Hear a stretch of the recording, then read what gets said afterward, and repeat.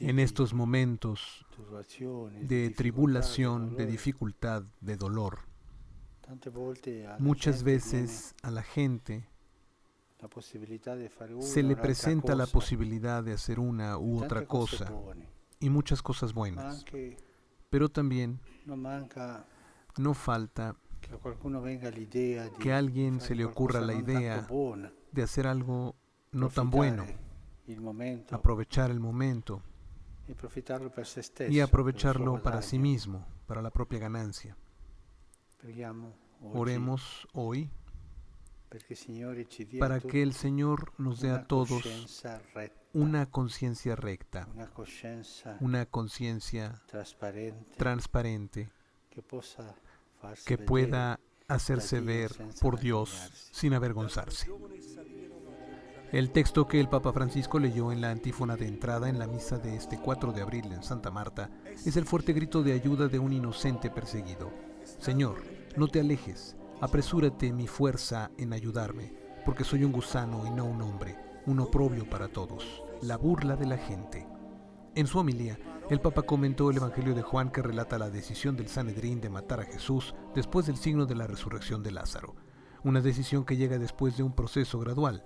Es el camino de la tentación que inicia en lo poco y después brota en el pecado que se autojustifica. Detrás de la tentación está la astucia del diablo que quiere destruir a Jesús. Escuchemos la homilía del Papa traducida al español. Desde hace tiempo que los doctores de la ley, también los sumos sacerdotes, estaban inquietos porque pasaban cosas extrañas en el país. Primero Juan, que al final lo dejaron tranquilo porque era un profeta, bautizaba ahí y la gente iba, pero no había otras consecuencias. Después vino Jesús, señalado por Juan, y comenzó a hacer signos, milagros, pero sobre todo a hablar a la gente, y la gente entendía, y la gente lo seguía, y no siempre observaba la ley, y esto inquietaba mucho. Este es un revolucionario pacífico.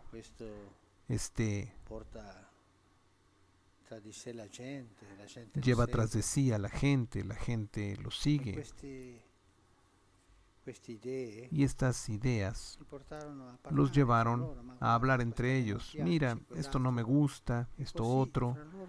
Y así entre ellos había este tema de conversación, de preocupación también. Después, algunos fueron con él para ponerlo a prueba. Y siempre el Señor tenía una respuesta clara, que a ellos, doctores de la ley, no se les había ocurrido. Pensemos en esa mujer casada 7 veces, viuda 6 veces, pero en el cielo, ¿de cuál de estos maridos será esposa?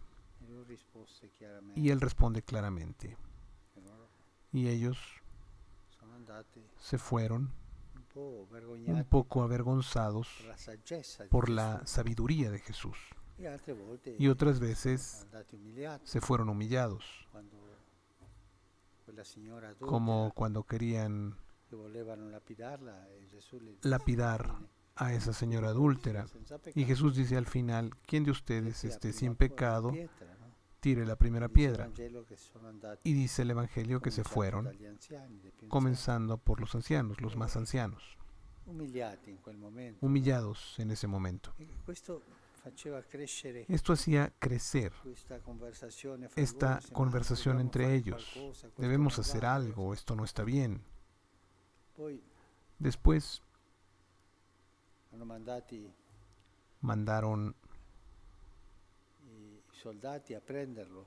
a los soldados a capturarlo. Y ellos regresaron diciendo, no hemos podido capturarlo porque este hombre habla como ninguno. También ustedes se han dejado engañar, enojados porque ni siquiera los soldados podían capturarlo.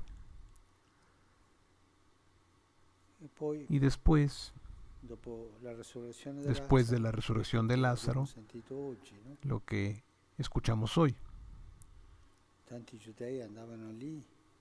muchos judíos andaban ahí a ver a las hermanas, a Lázaro. Algunos fueron a ver bien cómo estaban las cosas para reportarlas. Y algunos de ellos fueron con los fariseos y les contaron lo que Jesús había hecho. Otros creyeron. Lo creyeron en él.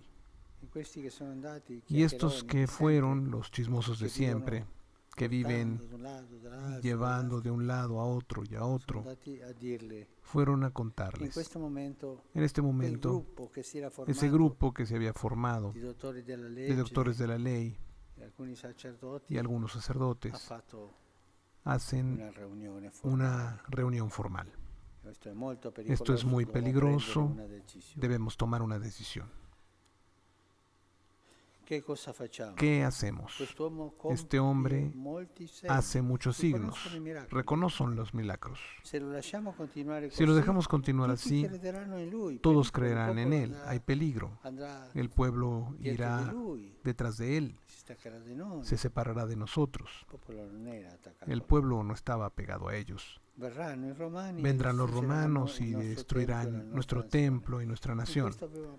En esto había parte de verdad, pero no toda. Era una justificación, porque ellos habían encontrado un equilibrio con la ocupación romana. Odiaban a los romanos, pero políticamente habían encontrado un equilibrio. Y así hablaban entre ellos. Uno de ellos, Caifás, era el más radical, era sumo sacerdote. ¿No se dan cuenta que es conveniente para ustedes que un solo hombre muera por el pueblo y no se arruine la nación entera? Era el sumo sacerdote y hace la propuesta: hagámoslo morir. Y Juan dice, esto, sin embargo, no lo dijo por sí mismo, sino que siendo sumo sacerdote ese año profetizó que Jesús debía morir por la nación. Y desde aquel día entonces decidieron matarlo.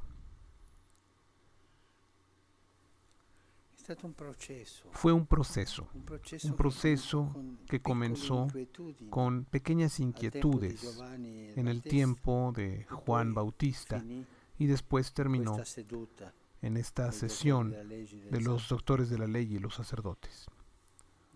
Un proceso que crecía, un proceso que estaba más seguro de la decisión que debían tomar, pero ninguno la había dicho así, de clara. Este debe morir.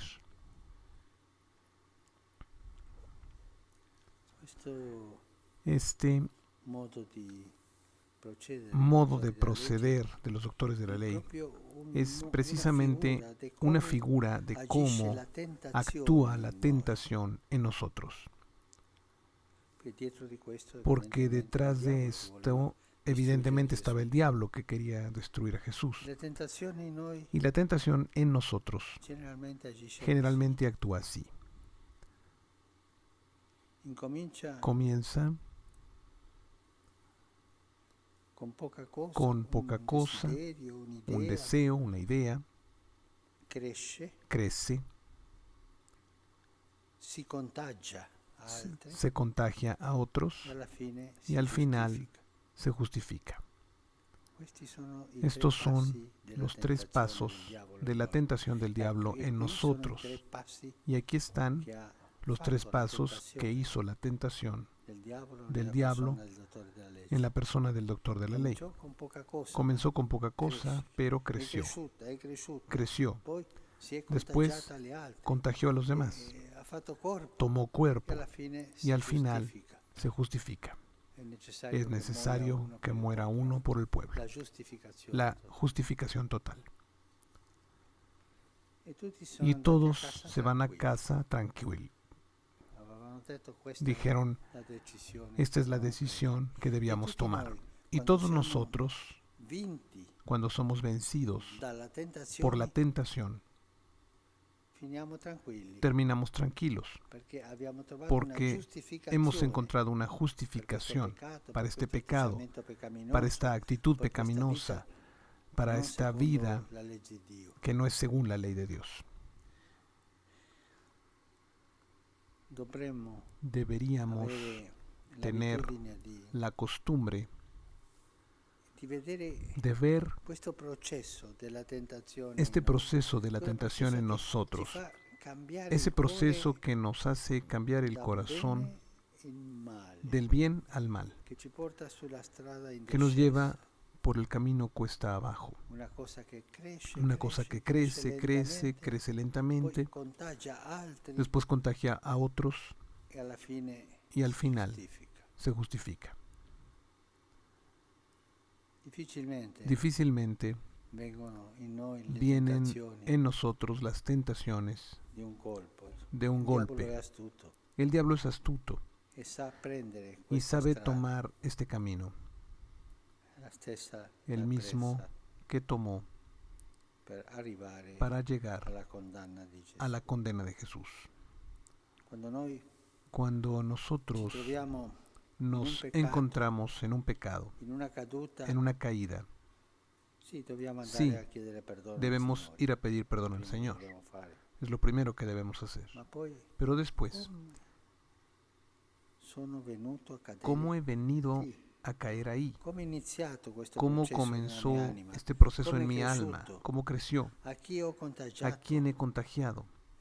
Y cómo al final me he justificado para caer. Siempre la vida de Jesús es un ejemplo para nosotros, y las cosas que le pasaron a Jesús son cosas que nos pasarán a nosotros, las tentaciones, las justificaciones. La gente buena que está alrededor de nosotros y quizá no la sentimos.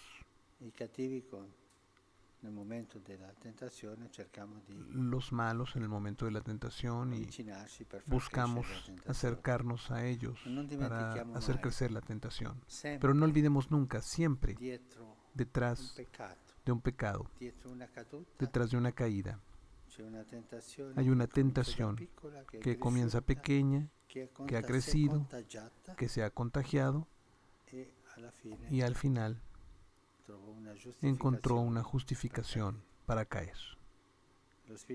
Que el Espíritu Santo nos ilumine en este conocimiento interior.